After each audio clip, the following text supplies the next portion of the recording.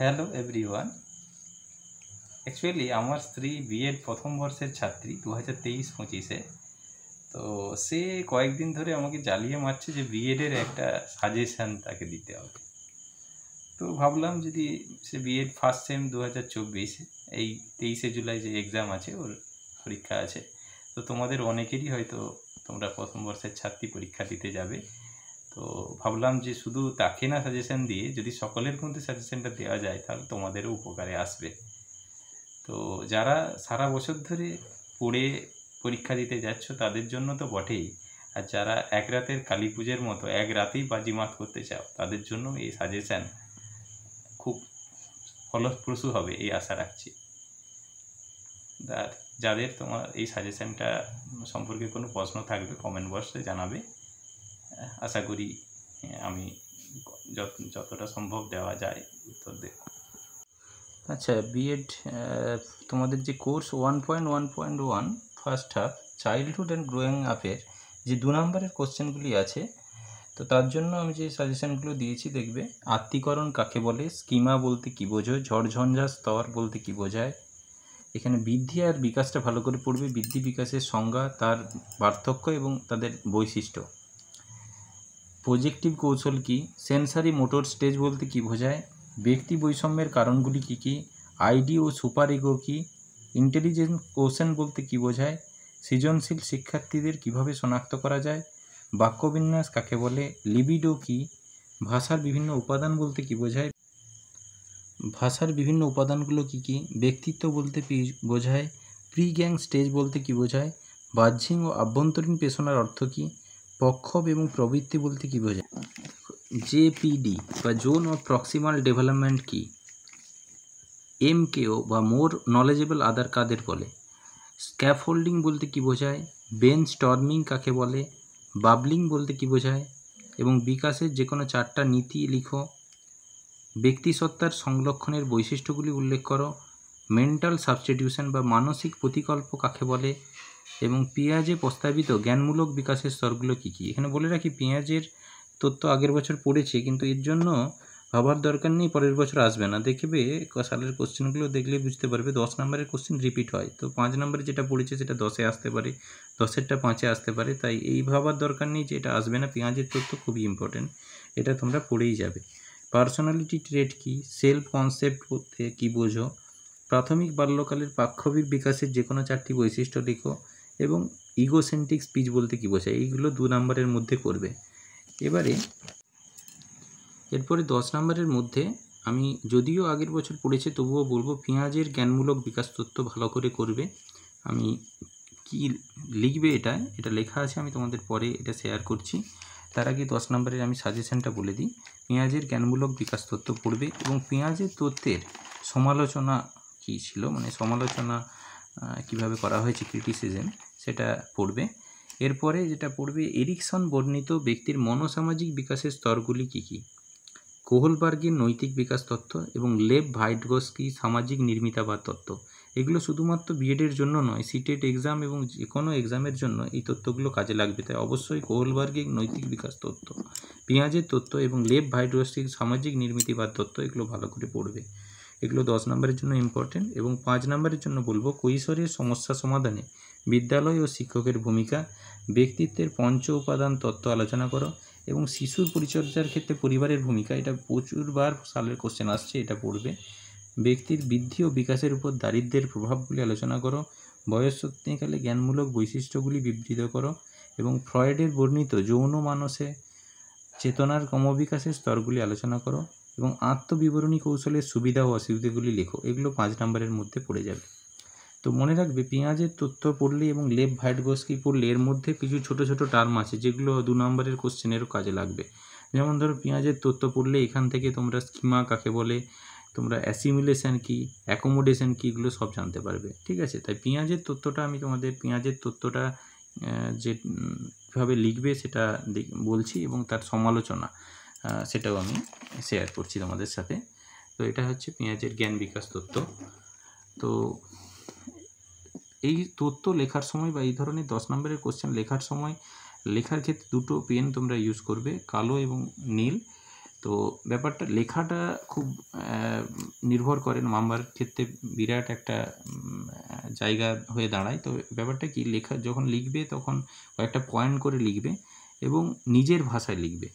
এখন কোশ্চেনও দেখবে আসে, কিন্তু একদম তুমি মুখস্থ বিদ্যার মতো একদম যেটি পড়লো সেটি লিখলে এরকমটা নয়। নিজে থেকে কিছু লেখা যায়, নিজে থেকে কিছু শিখতে পারছো, এরকমভাবে পড়বে। তাই নিজের ভাষায় লেখার চেষ্টা করবে, ঠিক আছে? তাহলে তোমার সুবিধাও হবে এবং কোশ্চেনগুলো এখন কিন্তু নিজের ভাষায় লেখার মতো করেই আসছে, দেখবে, ঠিক আছে? তো এখানে প্রথমে বলি, দার্শনিক ও চিন্তাবিদ জ্যাঁ পিয়াজে তার জ্ঞানমূলক বিকাশের তত্ত্বটি হাবার্ড, স্পেন্সর এবং ডারউইনের অভিব্যক্তিভেদের দ্বারা প্রভাবিত। পিয়াজে তার তত্ত্ব গঠনে দার্শনিক এবং বৈজ্ঞানিক দৃষ্টিভঙ্গির সমন্বয় ঘটিয়েছেন। পিয়াজে বিকাশের দুটি দিকের কথা উল্লেখ করেছেন, প্রথমত জ্ঞানমূলক বিকাশ এবং অনুভূতিমূলক বিকাশ। শিশুর প্রজ্ঞা অর্থাৎ তার জ্ঞান লাভ করার কৌশল বা দক্ষতা বড় হওয়ার সাথে সাথে যেভাবে পরিবর্তিত হলো, তাই হলো জ্ঞানমূলক বিকাশের বিষয়বস্তু। স্মরণ করা, চিন্তা করা, ধারণা গঠন করা ইত্যাদি সব রকম মানসিক প্রক্রিয়া জ্ঞানমূলক প্রক্রিয়ার অন্তর্ভুক্ত। এবং পিয়াজের তত্ত্বের ভিত্তি ছিল দার্শনিক ভিত্তি। জ্ঞান মানুষের আবিষ্কৃত, জ্ঞান মানুষের জন্মগত সংগঠনের মধ্যে থাকে না বা আবিষ্কৃত বস্তুর মধ্যে থাকে না। জৈবিক ভিত্তি, মানুষ সহজাতভাবে দুটো বৈশিষ্ট্য নিয়ে জন্মায়, বংশগতভাবে প্রাপ্ত কিছু জৈবিক প্রতিক্রিয়া এবং স্বতঃস্ফূর্ত সক্রিয়তা যার দ্বারা পরিবেশের সঙ্গে সে অভিযোজন করে। এরপরে বলি স্কিমা কি, এটা আলাদা করে 2 নম্বরের কোশ্চেন আছে। স্কিমা হলো কোনো মুহূর্তে অর্জিত তথ্যসমূহের একক সংগঠন। জীবনব্যাপী ব্যক্তির স্কিমা সম্প্রসারিত হতে থাকে এবং স্কিমা সম্প্রসারণে দুটো প্রক্রিয়া সক্রিয় হয়, একটি হলো আত্মীকরণ ও সহযোজন। তোমরা জানো আলাদা করে আত্মীকরণ এবং সংযোজন এই দুটোর কোশ্চেনও আসে। আত্মীকরণ বা অ্যাসিমুলেশন হলো পূর্বস্থিত স্কিমা দ্বারা কোনো সমস্যা সমাধান যদি সে করতে পারে এবং পুরনো স্কিমার সাথে নতুন কিছু তথ্য যুক্ত হওয়ার প্রক্রিয়া হচ্ছে আত্মীকরণ। কিন্তু সংযোজন যেটা, এখানে কিন্তু পূর্বস্থিত স্কিমা দ্বারা সমাধান হয় না, তখন তাকে নতুন স্কিমা গঠন করতে হয় বা পুরনো স্কিমা সংশোধন করতে হয়। এই প্রসেসটাকে আমরা সংযোজন বা অ্যাকোমোডেশন বলছি। তো পিয়াজের জ্ঞানমূলক বিকাশের যে স্তর, সেগুলো 4টা স্তরে বিভক্ত করেছে। একটাকে বলছি আমরা সেন্সরি মোটর স্টেজ, যেটা জন্ম থেকে 2 বছর। সেকেন্ড প্রি অপারেশনাল স্টেজ, যেটা 2 থেকে 7 বছর। কংক্রিট অপারেশনাল স্টেজ, যেটা 7 থেকে 11 বছর। এবং ফর্মেল অপারেশনাল স্টেজ, এটা 11 থেকে 18 বছর। প্রথমত যেটা সেন্সারি মোটর স্টেজ, এখানে দেখো খুব সুন্দর করে পয়েন্ট করে লিখবে। দেখো এই লেখার উপরই সব কিছু, তোমার লেখাটা কিন্তু তাদের হৃদয়গ্রাহী হয়ে উঠতে হবে। তো সময়সীমা, প্রথমে পয়েন্ট করে লিখবে সময়সীমা, জন্ম থেকে 2 বছর। এই বয়সী শিশুরা দেহ সঞ্চালন কেন্দ্রের ব্যবহার করে পরিবেশের সঙ্গে প্রতিক্রিয়া করে, যার ফলে তাদের জ্ঞানের বিকাশ ঘটে এবং এদের মধ্যে আত্মকেন্দ্রিকতা দেখা যায়। বস্তুর স্থায়িত্ব সম্পর্কে এই সময় তাদের বোধ থাকে না। পরের স্টেজটাকে আমরা বলছি প্রি অপারেশনাল স্টেজ। এর সময়সীমা 2 বছর থেকে 7 বছর এবং এই বয়সে তাদের মধ্যে সর্বপ্রাণবাদ দেখা যায়, সব বস্তুকেই তারা সজীব মনে করে। এবং বিলম্বিত অনুকরণ অর্থাৎ ডিফার্ড ইমিটেশন, এটাকে আমরা বলি, তারা পূর্ব প্রত্যক্ষ কাজকে অনুকরণ করে, তারা বাবা কি করছে সেটাকে অনুকরণ করে। তো রূপক অভিনয়, ঘুমিয়ে পড়ার ভান করা, অঙ্কন, কল্পনাকে অঙ্কনের মাধ্যমে রূপ দেয়া এবং অবযুক্তিপূর্ণ বিচার।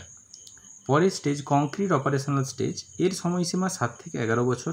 যুক্তিপূর্ণ চিন্তাভাবনা করা, সংরক্ষণের ধারণা বা ল অফ কনজারভেশন, ক্রমপর্যায়, শ্রেণীকরণের ধারণা, সংখ্যার ধারণা এই স্টেজে হয়। পরের স্টেজ হচ্ছে ফর্মাল অপারেশনাল স্টেজ। এটার সময়সীমা 11 থেকে 18 বছর। এখানে বিমূর্ত চিন্তন ক্ষমতা তৈরি হয়, অ্যাবস্ট্রাক্ট থিঙ্কিং যেটা, এটা তৈরি হয় এখানে। প্রকল্প গঠন, কার্যকরণ, ব্যাখ্যা, ভবিষ্যৎ সম্পর্কে চিন্তা এবং সম্ভাবনা নির্ণয় এতে হয়ে থাকে। পিয়াজের তত্ত্বের শিক্ষামূলক তাৎপর্য কী? শিখনের উদ্দেশ্য হবে তথ্য সরবরাহ নয়, যুক্তির দ্বারা তথ্য গ্রহণে সহায়তা করা এবং শিক্ষার্থীদের মানসিক দিক দিয়ে সক্রিয় করা, পাঠ্যক্রম নির্বাচন করা, শিক্ষণ মডেল তৈরি করা এবং শিক্ষক শিশুর বৈদিক ক্রিয়ার প্রকৃতি জানলে তবেই সার্থকভাবে শিক্ষা পরিকল্পনা রচনা করতে পারবে। এটা হচ্ছে পিয়াজের তত্ত্বের জ্ঞানমূলক বিকাশ তত্ত্ব, যেটা সেটা কমপ্লিট ইয়েটা বললাম। এরপরে একটা কোশ্চেন আসে, এখন এই ধরনের কোশ্চেন খুব আসছে, সেটা হচ্ছে পিয়াজের তত্ত্বের সমালোচনা কী বা পিয়াজের তত্ত্বের কী ড্রব্যাক ছিল। তো দেখো, জ্যাঁ পিয়াজের মতে বিকাশ বা জ্ঞানমূলক বিকাশ কতকগুলো স্তরে ঘটেছিল, যে স্তরগুলো আমরা 4টা স্তর বললাম। কিন্তু এই যে প্রক্রিয়াটা, অর্থাৎ তিনি বলেছিলেন এই বিকাশ প্রক্রিয়াটা ডিসকন্টিনিউয়াস, কিন্তু আদতে অনেক মনোবিজ্ঞানী মনে করেন যে এই বিকাশ, এই প্রক্রিয়াটি আদতে কন্টিনিউয়াস, এবং এটাই ঠিক। কারণ কিছু ক্ষেত্রে দেখা যায় যে বাচ্চা প্রি অপারেশনাল স্টেজেই সে ল অফ কনজারভেশনকে বুঝতে পারে, মানে সংরক্ষণের ধারণা তার প্রি অপারেশনাল স্টেজেই তৈরি হয়।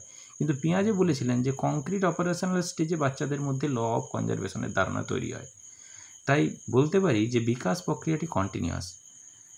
তাই এই প্রক্রিয়া স্তরে বিভক্তিকরণ যে করেছিলেন পিঁয়াজে তা কিন্তু যথোপযুক্ত নয়। সেকেন্ড, দার্শনিক পিঁয়াজে পুরোপুরিভাবে জোর দিয়েছিলেন বয়সের সাথে সাথে বাচ্চাদের জ্ঞানমূলক বিকাশ কিভাবে ঘটে তার উপর, কিন্তু তিনি এটা করতে গিয়ে বাচ্চাদের ইমোশনাল স্টেটকে কোথাও যেন অবহেলা করেছিলেন। তার কারণ কোনো বাচ্চা সব কিছু ঠিকঠাক জানার পরেও হয়তো শারীরিক ক্লান্তির কারণে বা কোনো বিষয়ে চিন্তা করার কারণে বা দুঃখের কারণে ভালোভাবে পারফর্ম করতে পারে না। তো বাচ্চার জ্ঞানমূলক বিকাশে যাদের ইমোশনাল স্টেটেরও যে একটা গুরুত্ব রয়েছে সেটা কিন্তু পিঁয়াজের তত্ত্বে অবহেলিত। থার্ডলি, পিঁয়াজে কেবলমাত্র বয়সের সাথে সাথে জ্ঞানমূলক বিকাশের কথা উল্লেখ করেছেন তার তত্ত্বে, কিন্তু বাচ্চাদের জ্ঞানমূলক বিকাশে সমাজ, সংস্কৃতি এবং পরিবেশেরও প্রভাব রয়েছে। সামাজিক মিথস্ক্রিয়া, যেটাকে আমরা বলছি, সামাজিক মিথস্ক্রিয়ার একটা প্রভাব রয়েছে, তা তিনি উল্লেখ করেননি। ফোর্থলি, পিঁয়াজে তার তত্ত্বে বাচ্চাদের জ্ঞানমূলক বিকাশে যে ট্রেনিংয়ের প্রয়োজনীয়তা রয়েছে তা তিনি উল্লেখ করেননি। তো এগুলো কিন্তু পেঁয়াজের ড্রব্যাকস বা পেঁয়াজের তত্ত্বের সমালোচনা করলে এগুলো তোমাদের লিখতে হবে। ঠিক আছে। যদি তোমরা কোশ্চেনের প্যাটার্ন দেখো, দেখবে নিজের ভাষায় লেখার মতো কিছু কোশ্চেন আসে। সেই গতানুগতিক আগের মতো যে মুখস্থ করে কিছু লিখবে এরকম ব্যাপারটা নয়। তাই যা কিছু পড়বে নিজের ভাষায় লিখতে যাতে পারো সেটা ভেবে রাখবে। আর তোমরা যেটাই পড়ছো একদম সেটাই পরীক্ষাতে আসবে এটা ভেবে যাবে না। একটু মানে কোশ্চেন ঘুরিয়ে আসতে পারে বা নিজের ভাষায় লেখার মতো কোশ্চেন এখন আসছে, সেজন্য যেটা পড়বে খুব ভালোভাবে পড়বে, নিজের ভাষায় যাতে লেখা যায় এটার দিকে নজর লাগবে। আরেকটা কথা বলি, সেটা হচ্ছে আগের বছরের কোশ্চেন যেটা আসেছে এবারে আসবে না এটা ভাববে না। 10 নম্বরের জন্য আমি আবার বলছি, পেঁয়াজের তত্ত্ব 10 নম্বরে আসছে, হয়তো 5 নম্বরে আসতে পারে। পেঁয়াজের তত্ত্ব ভালো করে পড়বে, পেঁয়াজের তত্ত্বের সমালোচনা পড়বে, এবং এটা শুধু এই এক্সামের জন্যই নয়, সিটেট এক্সাম তোমার এবং অন্যান্য এক্সামের জন্য এটার কাজে লাগবে। সাথে সাথে কোহলবার্গের নৈতিক বিকাশ তত্ত্ব, এবং এই তত্ত্বগুলো পড়লে এদের ভিতরে কিছু কিছু টার্ম আছে যে টার্মগুলো তোমার 2 নম্বরের কোশ্চেন করতে কাজে লাগবে। এবং লে ভাইগ্রোসির সামাজিক নির্মিতিবাদ তত্ত্ব, এগুলো খুব ভালো করে করবে। ঠিক আছে, তো ভালো পরীক্ষা দেবে, সকলের পরীক্ষা আশা করি খুব ভালো হবে। ঠিক আছে।